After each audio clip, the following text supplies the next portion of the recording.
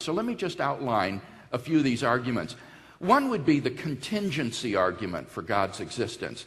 And this argument basically goes like this. Premise one, that everything that exists has an explanation of its existence, either in the necessity of its own nature or else in some external cause.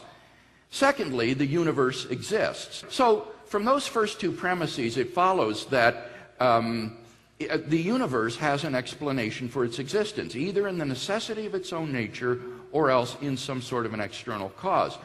The third premise is that the best explanation for the existence of the universe is a personal, transcendent mind, from which it therefore follows that a personal, transcendent cause of the universe exists. Now that's just an outline of the argument. In order to flesh it out and defend each premise, you'd have to do more work.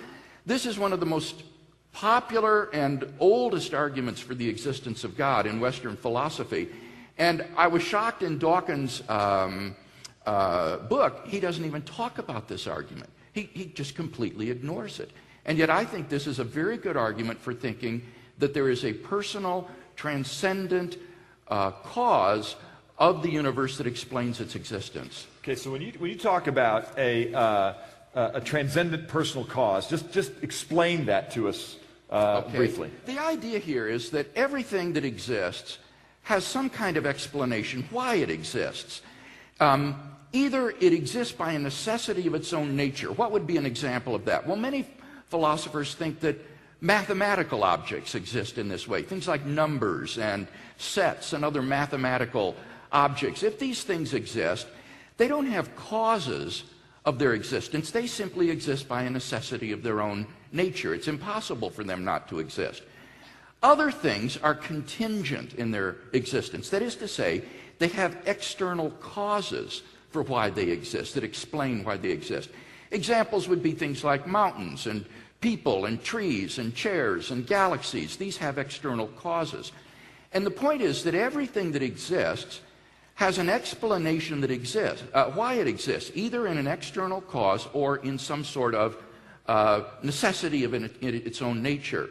So that's what we mean when we talk about an explanation of something's existence. And the argument is that since the universe doesn't exist by a necessity of its own nature, the universe is not a necessary being like a mathematical object. It must have an explanation in an external cause.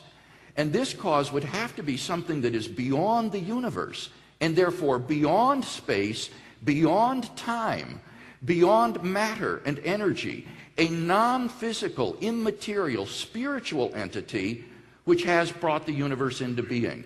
And the only thing that we know that could fit that kind of description would be an unembodied mind, a consciousness, a sort of transcendent consciousness without a body that brought space-time and all of its contents into existence. Okay, so you're moving now into the argument from creation, the cosmological argument a little bit, in the sense that we're saying now this uncaused cause, this thing that didn't have to be here is here. So we'll talk about the second argument that I know you present, which is the cosmological argument. Right. It's closely related to this argument. The first argument, the contingency argument, doesn't presuppose that the universe had a beginning. The universe could have always been there, for all this argument cares.